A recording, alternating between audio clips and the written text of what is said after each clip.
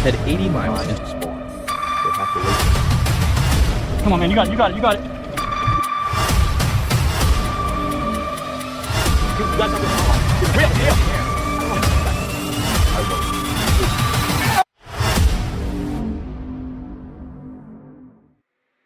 A struggle of fishermen in America's remote seas. What they confront are giant fish hidden on the ocean floor. Are you ready to experience the thrill of offshore fishing? Right now, we follow American fishermen to see how they harvest and process giant grouper fish. In the Gulf of Mexico, giant groupers can be found in a variety of environments, from shallow rocky outcrops to deep water wrecks and artificial reefs. Groupers hide in these structures. They are hiding, waiting to ambush their prey. Groupers are opportunistic feeders and will eat anything including bait fish, crustaceans and squid. When unsuspecting prey passes by, they will be swallowed whole. Fishing will give fishermen a chance to pull these violent guys out of their lair. The thrill of catching a giant grouper and the challenge of fighting it make this type of fishing a popular activity.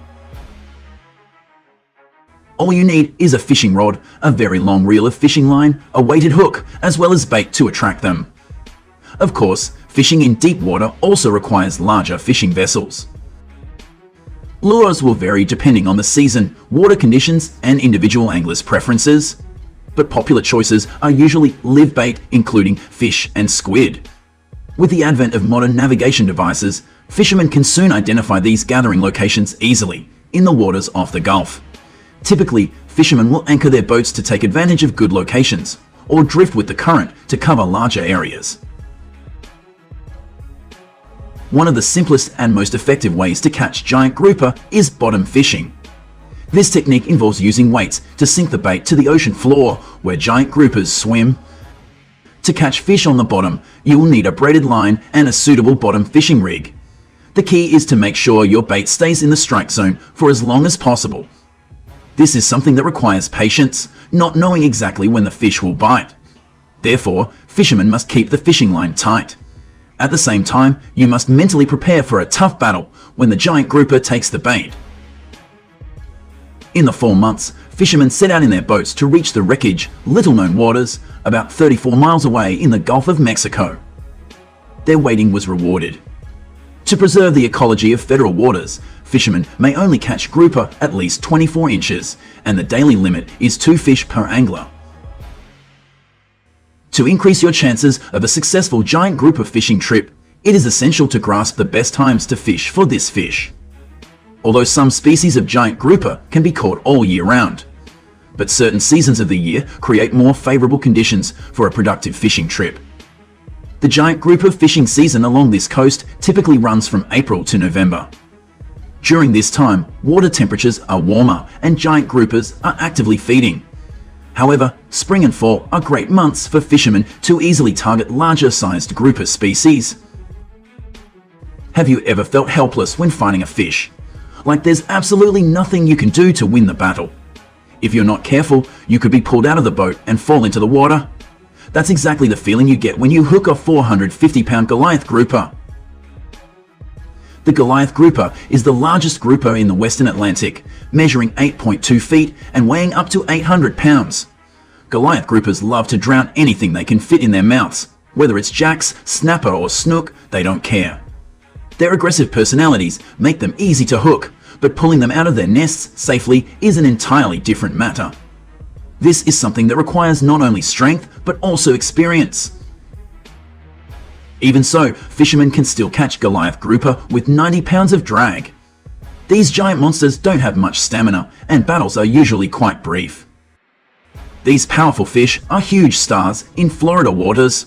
They like to live around rocky bottoms to the deepest places. Black grouper are quite intelligent and require more time and effort to catch. Black groupers are extremely strong. They will grab the bait and run away without giving the fisherman a chance to react. Just like their black cousins, red groupers live around rocky bottoms in waters up to 1,000 feet deep. So fishermen will have to go out to sea to find them. Red groupers are incredible fighters, and once hooked, they rarely miss an opportunity to show off their prowess. Using a variety of live bait will attract larger fish from their hiding places. The fisherman spins the reel quickly when the grouper takes the bait, allowing the hook to hook firmly into the grouper's mouth. They are very careful because yanking the hook will tear the grouper's mouth. Besides natural hunting, grouper farming on farms is also quite popular. Grouper farms can be built in many different models. Some are raised in floating cages or submerged cages. In addition, it can also be built into a large tank so the grouper can move freely. Inside this factory, large tanks are built with aeration systems to provide oxygen. Using the most modern equipment, fish farmers create the best living environment with suitable temperatures for grouper fish. This farming method has not been developed in many places, but is also a new step in the seafood industry. The natural ecosystem is not affected, and groupers do not face potential dangers in the wild. Food for grouper is mainly trash fish, such as anchovies and herring. But first, the food must be fresh, with impurities removed by soaking in fresh water before feeding to avoid causing disease in the entire fish tank. Farmers often preserve trash fish by freezing it, then grinding it and pressing it into pellets like dry food for the fish to eat twice a day, morning and afternoon. When feeding groupers, farmers spread food slowly so that the groupers can easily eat the bait. The amount of food provided will depend on the weight of the grouper. After 9 to 10 months of farming, depending on the type of grouper, farmers will harvest. When harvesting, you need to lift the net slowly to bring the grouper to an angle. Farmers use soft nets to avoid scratching scales or injuring fish when harvesting, because injured grouper are less valuable. After harvesting, the grouper will be sent to local markets or processing factories. Here people put it in an aeration tank for preservation. Farmers need to make sure the fish is alive until they are processed. Suitable grouper fish are carefully selected and cleaned before being scaled. This is also an important step, helping to remove impurities and improve flavor. Next, the grouper fish will have their bones and skin removed, leaving only the meat and then cleaned. Although not as heavy and large as sea-dwelling groupers, farm-raised groupers have a similar flavor. Fish meat will be cut into pieces and stored at high temperature. From a nutritional perspective, grouper meat contains many essential nutrients such as protein, calcium, and vitamins. Besides, when processed into a dish, grouper is also extremely delicious, bringing a good experience to diners. Therefore, this is a popular fish in local restaurants. Grouper meat can be processed into many different products, such as fresh, frozen meat, or prepared dishes such as steamed or grilled grouper. Frozen grouper products are also popular with consumers because of their convenience and long-term preservation. With patience and dedication, sea grouper fishermen battle big waves every day. Meanwhile, farmers raise grouper fish on farms using technology to ensure product quality. Although operating in two different environments, farmers and fishermen have a common goal. That is to provide the market with quality grouper fish and protect the natural ecosystem. You can never find a tuna standing still in the ocean because if they stop, they will die. They can live up to 40 years and can be sold for twice the price of the latest Rolls-Royce Phantom. So how do fishermen catch and process them? And how much profit do they make from these expensive fish? Many tuna species are found all over the world's oceans. But the most impressive are skipjack and bluefin tuna, each using different fishing methods. Skipjack tuna are the smallest but most abundant, accounting for 70% of the total tuna catch in the Pacific Ocean.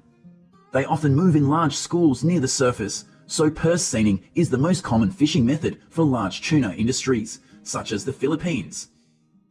Catching skipjack tuna takes several days as there is a lot to prepare. Tons of ice and other supplies are transported to the mothership, about 11-hour boat ride away. On the next day, the fishermen prepare the fishing grounds. The goal is to gather as many fish as possible in one area. So floating objects, like coconut leaves, are often used because fish naturally congregate in what they perceive as shelters. Buoys are anchored in place on the seabed with ropes hundreds of meters long. A diver also has to go down to check the ropes. This is a very laborious teamwork process, and if the ropes get tangled, it will take another hour. The captain marks all locations with GPS. Then they repair the nets for the rest of the day to prepare for the big catch tomorrow. The main fishing day starts early and takes about 3 hours to do. First, the fishermen lower a large net into the water, creating a vertical wall that encloses the fishing ground prepared yesterday. Colored water and a canoe are used to confuse the fish. Then they pull it back to trap the fish in a tighter area. Now, a smaller net called a brail is used to scoop up the fish in the large net. It can open at the bottom and release the harvested fish into the ice water boxes. There are several boxes on board. Each can contain up to 27,000 pounds of fish. In 2022, the Philippines is estimated to have harvested 484 million pounds of skipjack tuna using this method. The mothership will repeat this entire fishing process in another area to catch more fish. Meanwhile, a smaller boat will bring some of the harvested fish ashore. Freshness determines the selling price of skipjack tuna, so ice is constantly added. In addition to the purse seine fishing method, the ancient technique of catching skipjack tuna with rods and lines is now also used industrially. Flocks of birds gathering on the surface are a good sign that there is a school of fish there, and this is how fishermen have located tuna for centuries. Baitfish are scattered around the boat to attract skipjack tuna. The boat sprays water behind it to trick skipjack tuna into thinking smaller fish are being chased. This method may seem like a lot of work to catch just a few fish, but 22,000 pounds of skipjack tuna can be harvested in just 15 minutes with a crew of about 15 to 30 fishermen. This technique also reduces bycatch, sea creatures caught by accident. Since fishermen only go after fish near the surface, it doesn't hurt the animals that live deep down in the ocean. Once ashore, the skipjack tuna are weighed and sold to fishmongers at local markets. Each small fish weighs about 7 ounces, and buyer's minimum purchase is a 30-pound box. But most of the fish caught are sold to Thailand, the world's largest canned tuna industry, for around $1,800 to $2,000 per 2,000 pounds in 2023. At the factory, skipjack tuna are washed with cold water. Then they are placed in a tray and steamed. The steaming temperature will vary depending on the size and number of fish. Once done, they are left to dry and cool down. Workers then manually remove the skin, head, red meat, and bones. Depending on the order specifications, which dictate the proportion and type of cut, the worker will cut large to make large pieces and small to make shredded tuna flakes. The meat is now put into cans by machine, but the worker still has to weigh it again to make sure each can is equal.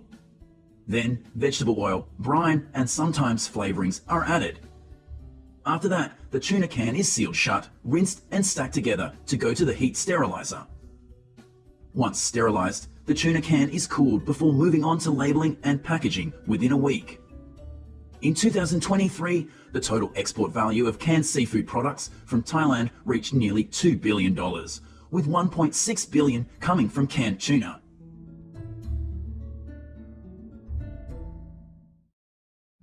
In contrast to skipjack tuna, bluefin tuna is the largest and most expensive tuna species.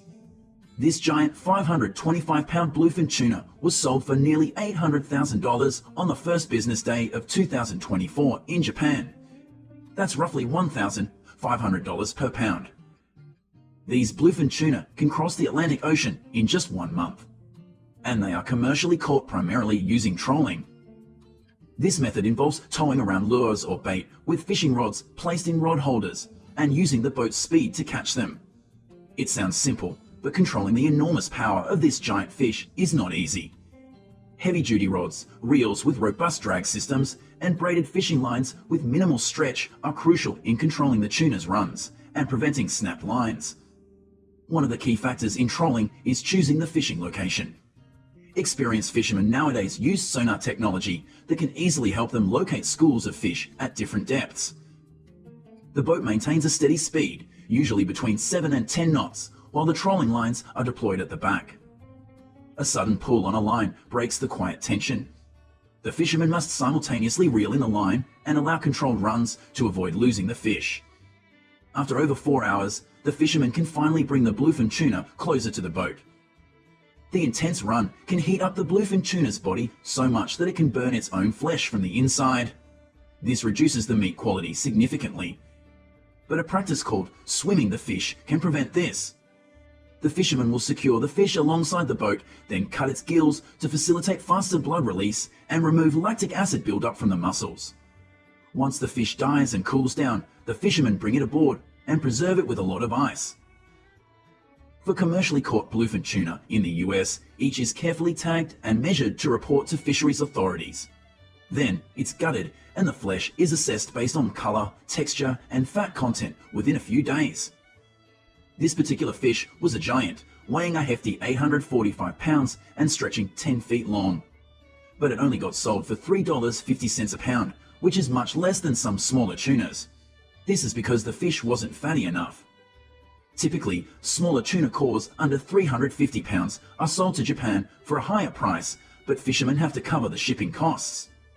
Because of rising costs in 2024, most US bluefin tuna are sold domestically. Japan is the world's largest consumer of bluefin tuna because they love it in sashimi and sushi. The first stop for these fish here is at famous auction markets like Toyosu Market. Skilled tuna buyers use their knowledge of how tuna are built to maximize yield and maintain the quality of each cut.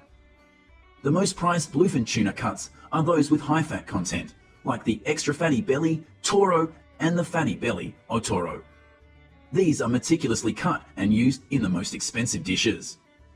The Japanese processing method strives for minimal waste. Even parts like the head and bones of the bluefin tuna are used to create flavorful broths or other specialty dishes.